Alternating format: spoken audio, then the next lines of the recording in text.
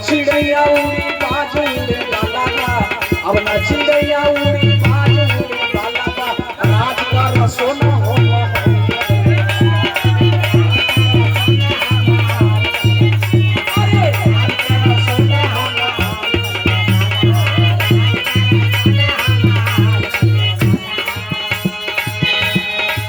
सुषमा जी। माहौल बदल रहा है और जैसन माहौल, जैसन जगह, जैसन देश, स्टेज उस तरह से काम करना चाहिए। जब मंच के माध्यम से कमेटी से कुछ आदेश भइलवा तबे हम वैसन काम करेंगे। जहाँ बंधन परिवार लगेला वहाँ बांध देला। सुना कहीं अल्लाह जान तुम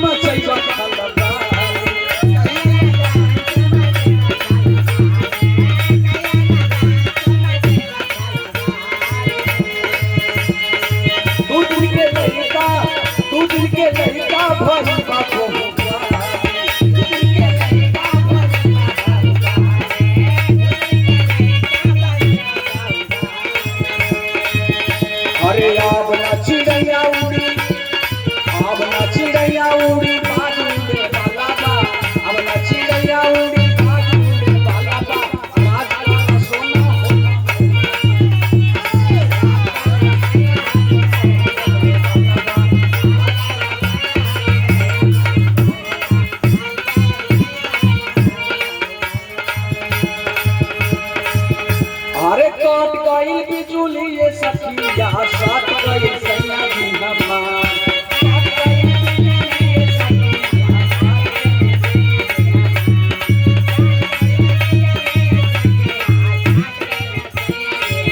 ये हमारे बड़का भैया जी और बहुत सारे पुरस्कार बा और इनका कहना बा, अरे आप ना जाना ये साथी बात सबके भैया बाबा मार।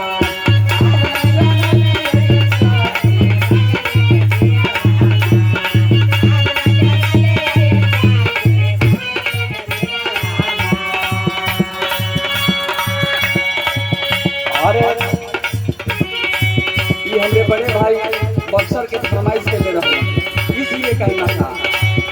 अरे बात गवे बिजुली सखिया साथ गवे सैया जी हमार, हरी के कमारी पला पला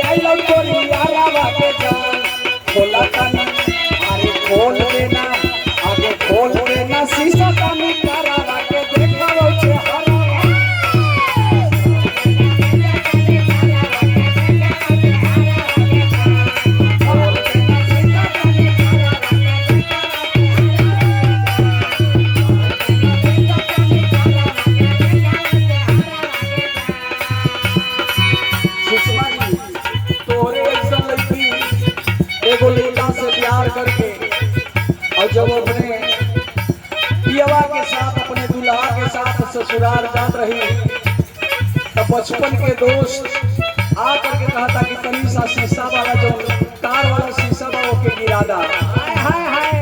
आखिरी मिलान हो